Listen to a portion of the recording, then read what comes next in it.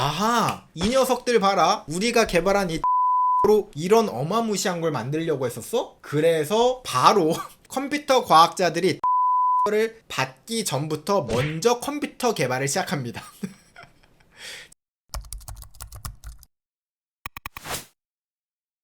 컴퓨터 과학이 아니라 다른 분야에서 이 진공관을 해결할 수 있는 물건을 개발해내게 됩니다. 그게 바로 어디냐? 바로 AT&T의 벨 연구소입니다. AT&T는 통신회사죠. 그 당시에 전화기는 있었단 말이에요. 전화기, 라디오 이런 게 있었는데 이 AT&T의 늘 고민은 무엇이냐? 전기 신호가 먼 거리를 가면 갈수록 신호가 점점 약해져. 그래서 이 신호를 증폭할 수 있는 장치들이 필요했거든요. 근데 하필 이 진공관의 역할 중에 하나가 신호를 증폭하는 역할도 있었습니다. 근데 진공관 문제를 해결을 해야 되잖아. 그래서 AT&T 벨 연구소에서는 기발한 물건을 발견하게 됩니다. 바로 트랜지스터라는 물건을 발명하게 됩니다. 이 트랜지스터를 AT&T는 어떤 걸로 사용하려고 했냐면 증폭기로 트랜지스터를 이용하면은 신호가 빵빵하게 증폭이 잘 된다. 그리고 진공관보다 부피가 작아진다. 그래서 이 트랜지스터를 이용한 상품들을 만들어내기 시작합니다. 그러면서 트랜지스터를 딱 개발을 하니까 옆 동네에 있던 컴퓨터 과학자들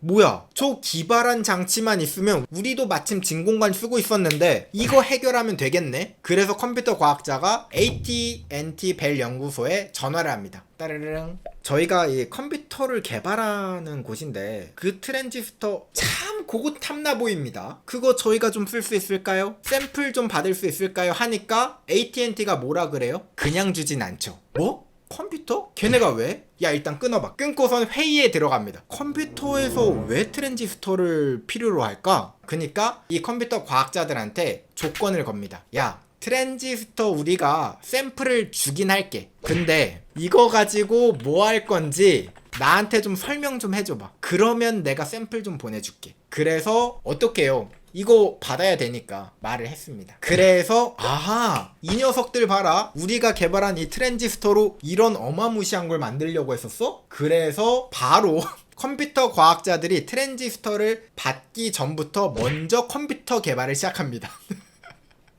늘 우리가 사는 사회는 이렇죠. 이거 어쩔 수가 없습니다. AT&T도 어쩔 수가 없었고, 그렇게 AT&T가 최초의 트랜지스터 컴퓨터를 개발하게 됩니다. 1954년도에요. 이게 바로 벨 연구소 컴퓨터를 개발하게 돼요.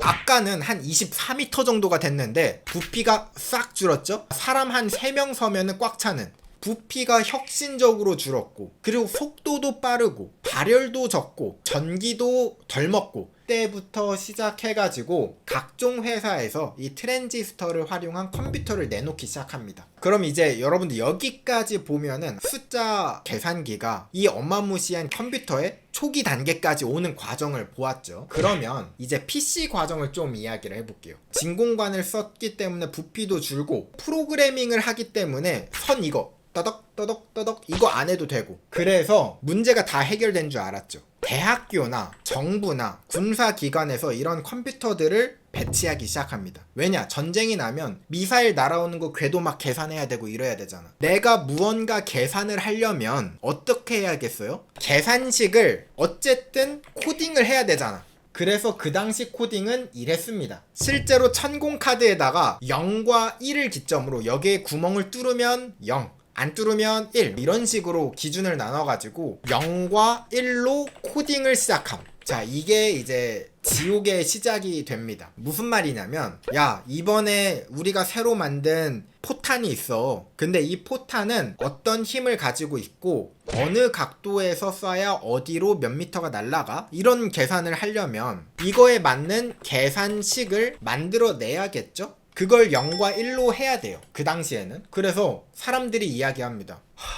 차라리 이건 눈에 보여서 이해가 돼. 근데 이런 식으로 코딩을 하면 끝이 없죠. 이거 어떻게 해? 이거 못합니다 라고 하니까 그걸 이제 또 한심하게 보시는 어르신이 기억이 나죠. 그게 안 돼 혹시? 폰노이만은 그렇게 생각을 합니다. 왜? 0과 1로 프로그래밍을 할 수 있다고. 도대체 왜 못하는 거야? 생각하면 되는 건데? 당연하죠. 일반인들은 못하죠. 그래서 이거를 해결하기 위해서 어셈블리 언어가 나오는 겁니다. 어셈블리 언어는 무엇이냐? 0101로 된 명령어들을 알파벳으로 적어도 사람이 읽을 수 있는 글자로는 해야지. 그래서 이걸 1대1로 매칭할 수 있는 어셈블리 언어라는 걸 개발하게 됩니다. 그래서 이걸 가지고 각종 수식들도 만들고 계산을 하기 시작하게 되는 거예요. 이 어셈블리 언어가 나온 이후로 어셈블리 언어를 활용해서 여러 가지 수식들을 프로그램으로 만들죠. 그런데 여러분들, 이 수많은 프로그램들 중에서 가장 먼저 프로그램이라고 부를 만한 프로그램이 과연 무엇일까요? 바로 명령어. 컴퓨터를 조금 더 편하게 사용하는, 그 전까지는 사실 이 컴퓨터가 계산기이기 때문에 이 계산기를 활용하려면 0과 1, 그게 좀 어려웠으니까 어셈블리 언어를 만들었는데, 이 어셈블리 언어도 어쨌든 입력을 할 때는 키보드로 입력을 하든지 아니면 천공카드를 뚫든지 여러 가지 방법이 있는데, 이 기계랑 쉽게 이야기하기 위해서 OS, 운영체제라는 걸 만듭니다. 그게 바로 최초의 운영체제, 유닉스예요. 이 유닉스가 만들어진 이유는 그겁니다. 컴퓨터 쓰는 게 너무 힘드니까, 연구자들이 이거를 배우는 게 너무 오래 걸리니까 쉽게 만들자 하고 유닉스라는 운영체제를 만든 겁니다. 근데 이 유닉스라는 운영체제를 만들 때 가장 큰 주안점을 둔 게 뭔지 아세요? 바로 멀티태스킹과 시분할 시스템. 이게 무엇이냐면, 한 가지의 컴퓨터가 하나의 일만 처리하지 않게 만드는 거.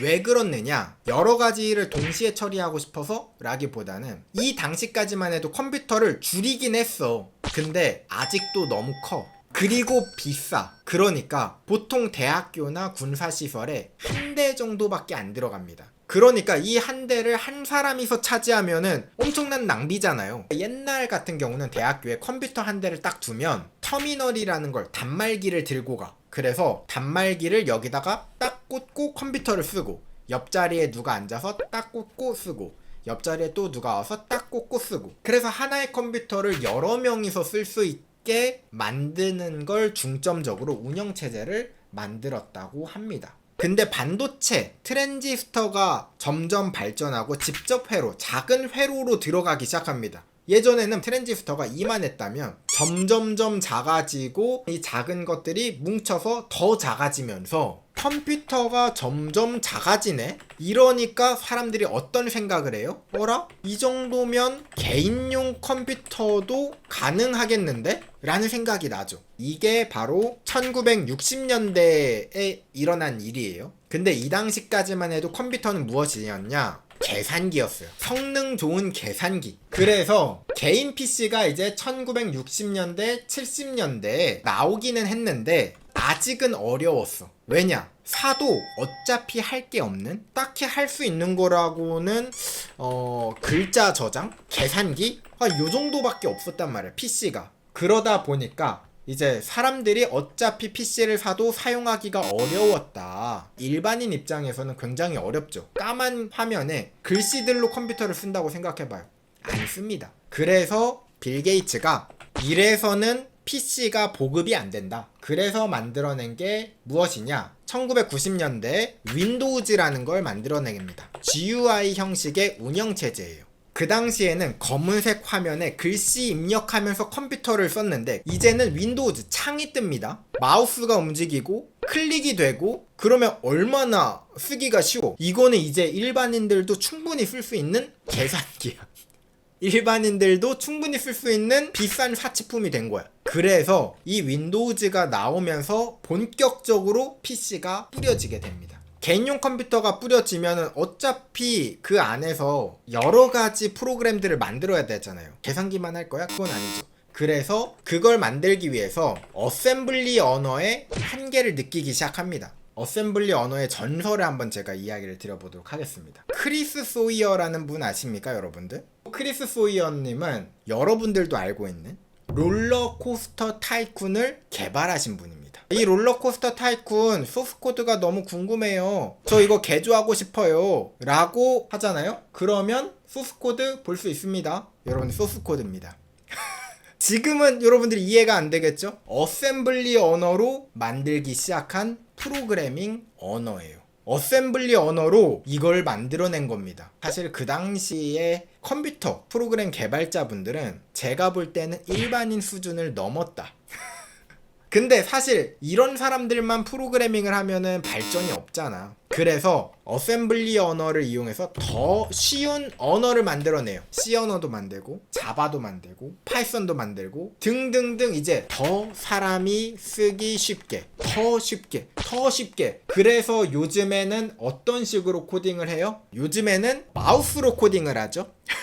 초등학생들이 스크래치로 코딩을 처음에 배운다고 합니다. 마우스로 드래그 앤 드랍, 이게 코딩입니다. 여러분들 놀랍게도 과거와의 코딩 한번 비교를 한번 다시 해볼게요. 자, 과거의 코딩 이게 옛날 코딩이고요. 지금 코딩입니다. 아 힘들다. 그 다음엔 힘들다. 이게 옛날과 오늘 코딩의 격차.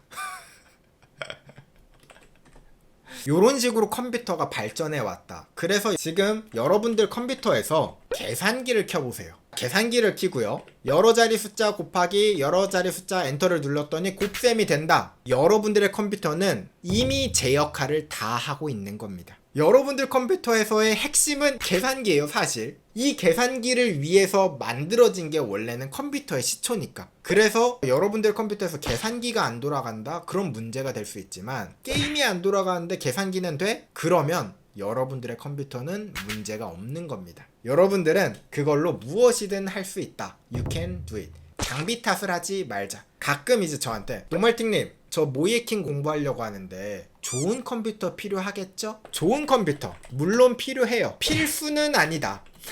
과거 시대 보면 저런 컴퓨터로도 코딩을 했는데 우리 반성을 좀 합시다. 물론 시대가 많이 바뀌긴 했죠.